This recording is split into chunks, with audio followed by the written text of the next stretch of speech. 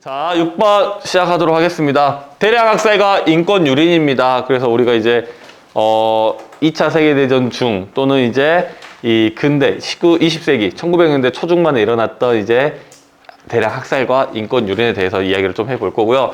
우리가 여기서 세 가지를 이야기해 볼 겁니다. 첫 번째는 유대인 학살. 두 번째, 난징 대학살. 세 번째, 우리나라 사례. 우리나라 사례 이렇게 세 가지로 나눠서 보도록 할게요. 그래서 일단 유대인 학살부터 우리가 이야기를 조금 나눠 봅시다. 첫 번째,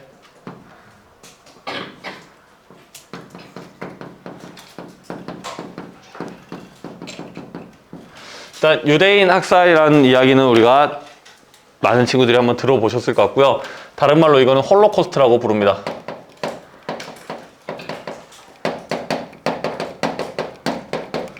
일단 홀로코스트는 이제 신에게 바치는 제물 이런 것들을 이야기하는데 역사에서는 2차 세계대전 중에 자행된 유대인에 대한 학살을 의미한다라고 보시면 될 것 같고요. 유대인 학살 이제 첫 번째부터 가도록 할게요. 일단 시기. 아니죠. 시기부터 보지 말고 주체부터 봅시다. 누구에 의해서 자행됐는가 주체. 학살의 주체 누구? 누구?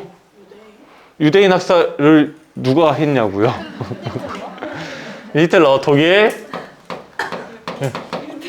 나치당. 첫 번째 주체는 독일 나치당이 되겠고요. 시기 언제 이렇게 했냐 하면 2차 세계대전 중이 되겠죠. 2차 세계대전이 언제냐? 1939년부터 1945년도 2차 세계대전 중에 일어났습니다. 자, 그러면 세 번째 세상은요? 누구를 학살했다? 유대인.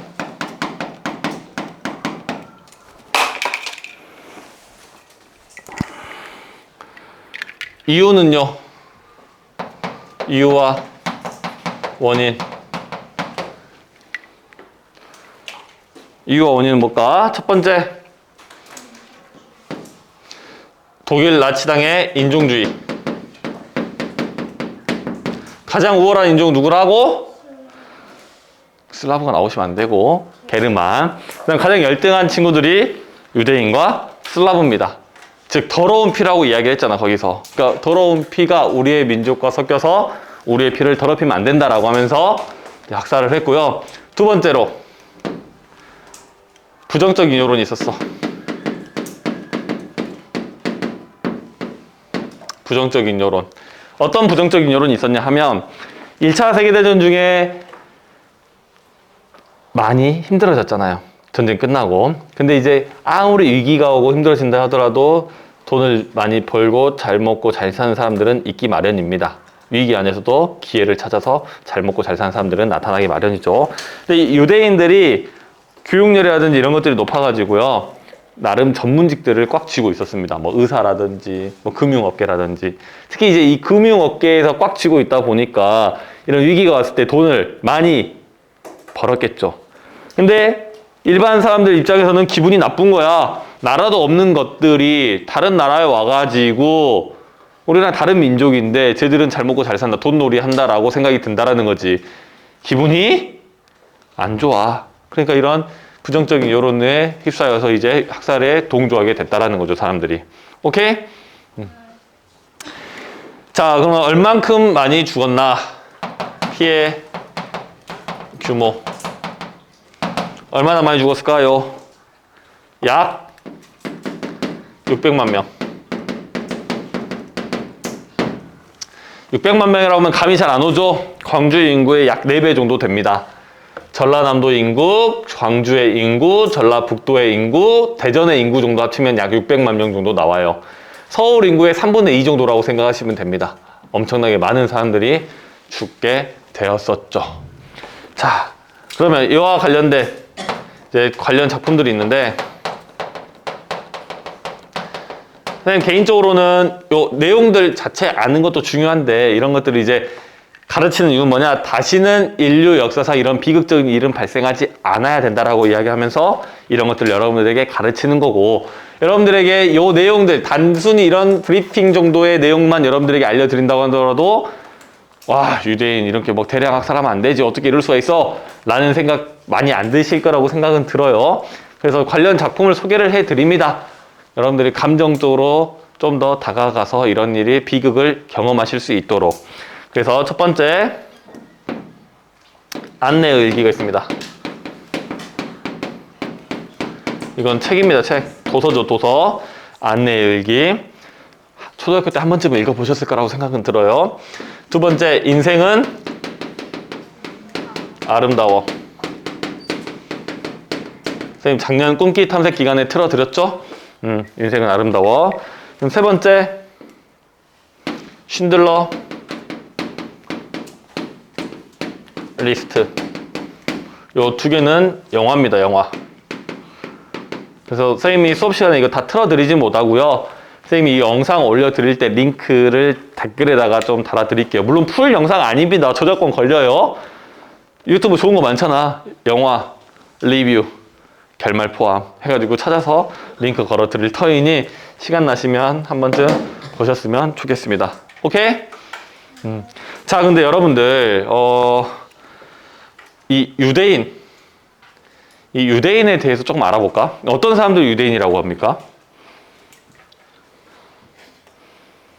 유대교를 믿는 사람들을 유대인이라고 불러요. 그러면 유대교가 뭔지 그것만 우리가 조금 이야기를 해보고 바로 넘어가도록 하겠습니다. 일단 유대교, 크리스트교, 이슬람교가 있어요. 여기에서 신이 있겠죠? 간단하게 보고 넘어갑시다. 유대교에서 신의 이름은 야훼라고 부릅니다. 크리스트교 다닌 사람, 교회 다닌 사람 손? 여러분들, 한 명 있네요. 크리스트교에서 신의 이름이 뭐야? 왜? 왜요? 이름이 뭐야? 하나님? 말고. 예수님? 말고. 말고요? 여호와요. 여호와라고 부르고요. 이슬람에서는요? 이슬람은요? 이슬람은요? 네? 신. 이슬람의 신. 알라? 그렇죠. 알라. 모태신앙이죠. 네. 모태신앙인데 교회의 신은 잘 이름을 모르는데 이슬람 신은 정확하게 알고 있습니다. 자, 야훼와 여호와와 알라는 같은 신입니다. 같은 신으로 봐도 무방합니다. 그래서 이 세 종교는 경전도 공유합니다. 성경의 구약 부분은 공용으로 인정하고 사용하고 있습니다. 근데 이 세 종교는 정확히 달라요. 다릅니다. 어떠냐? 예수에 대한 관점이 다릅니다. 자, 유대교에서 예수는 사기꾼이야. 나쁜 놈입니다. 크리스트교에서 예수는 신의 대리인자, 신의 아들이자 이렇게 우리를 구원하러 온 이제 신의 아들 또는 신의 대리인으로 보고 있죠. 이슬람에서 예수는 사람입니다. 훌륭한 사람입니다. 그러나 최종의 마지막 최후의 선지자는 아니고요. 앞에 왔던 수많은 선지자 중에 하나뿐인 그런 사람으로 본다라는 거야. 즉 관점의 차이가 나지. 유대교에서는 예수는 사기꾼입니다. 그래서 십자가에 못 박혀 죽게 만들었죠. 그리스도교에서는 예수가 신의 아들, 신의 대리인입니다. 그런 사람을 십자가에 못 박혀 죽게 만든 게 유대교고요. 이슬람에서는 앞에 왔던 수많은 선지자 중에 하나라고 보시는 거야. 즉 유대교와 크리스토교와 이슬람 사이가 좋지 않을 수밖에 없다라는 거죠. 자, 여기서 보면 유대교의 부정적인 여론이라고 했죠. 아까 돈 문제도 있었지만 유럽은 무슨 문화권이야? 크리스토교 문화권이지. 그러니까 유대교에 대해서, 유대인에 대해서 부정적으로 보여질 수밖에 없다라는 겁니다. 왜냐? 유대인은 유대교를 믿는 사람들이니까. 오케이? 넘어가겠습니다. 자, 두 번째, 난징 대학살.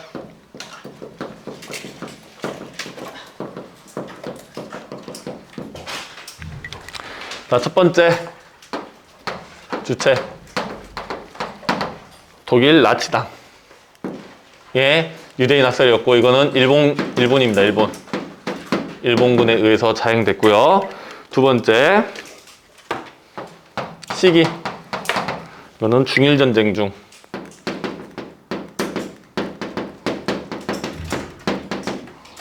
이건 1937년에 있었던 중일전쟁이고요. 대상은요,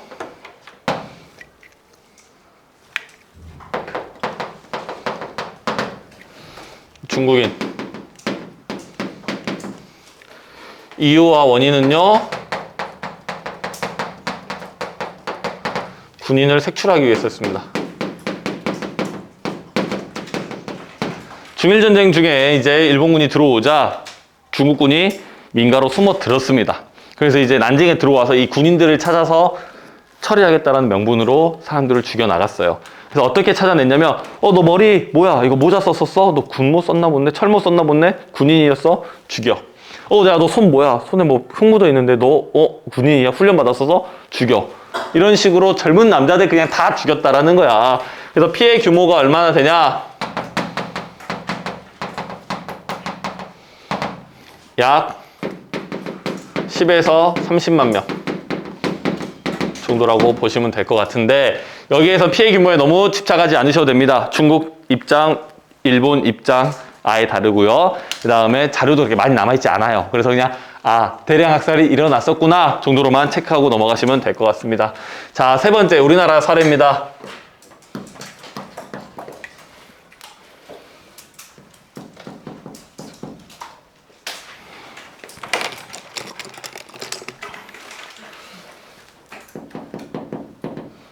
우리나라 사례 한번 보시겠습니다. 일단 전제 조건은 뭐냐? 첫 번째, 주체는 누구에 의해서? 일본에 의해서. 시기는 언제? 언제야? 일제 강점기 시기에 일어났다라고 보시면 되겠고요. 그 다음에 이제 사례를 한번 볼게요. 사례. 첫 번째, 강제 징용. 데려가서 노동을 시켰다라는 겁니다. 노동.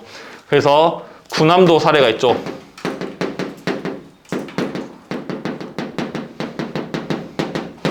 하시마섬. 강제로 데려가서 일을 시켰다라는 겁니다. 즉 끌고 가서 일을 시킨 거야. 자, 그럼 이때 돈을 줍니까? 안 줍니까? 돈을 줘요. 줍니다. 일본 측 주장 그래요. 근데 이 돈 준 게 어떠냐? 야, 100만 원이 네 월급이야! 라고 주면, 잠깐만, 가기 전에, 야, 너 식비, 빨래비, 여기 숙박비, 거기다가 뭐 기타 등 세금 뭐하고 돈 냈다 한 10원 정도 준다라는 거지. 이게 돈 준 거야? 안 준 거야. 아예 안 주던지, 막 조금 주다, 아주 조금 주던지, 거의 주지 않았다는 거야. 누가 그 돈 받고 가고 싶었겠냐고요. 그래서 일단 이런 것들 제대로 준 게 아니다라는 거 알아두시면 될 것 같고, 그 다음에 강제 징병이 있습니다. 군대로 강제로 끌고 갔다라는 거지. 사람들을 군대로 강제로 끌고 갔다. 그 다음에 위안부 문제가 있고요. 위안부는 우리나라만 있는 건 아닙니다. 우리나라뿐만 아니라 중국, 뭐 동남아, 서양 등 많은 피해자들이 있고요. 그 다음에 관련 기념일이 있어요. 우리나라에. 이거 저번 주에 우리 1층에서 소녀상 그거 전시했었잖아요. 관련된 거. 그래서 관련 기념일이 있는데 8월 14일 기림의 날. 이게 기림의 날이 뭐냐면 길이다, 기념하다 라는 걸 명사화 시킨 거야. 그래서 기림의 날입니다. 그래서 이거를 증언한 날의 길이다 라고 해서 8월 14일로 관련 기념일로 잡았고요. 오래된 기념일은 아닙니다. 10년 채 안 됐습니다. 한 6년 정도 된 것 같네요. 6, 7년 정도. 자, 그 다음에 이것도 여러분들에게 관련 작품 하나 소개해드리면,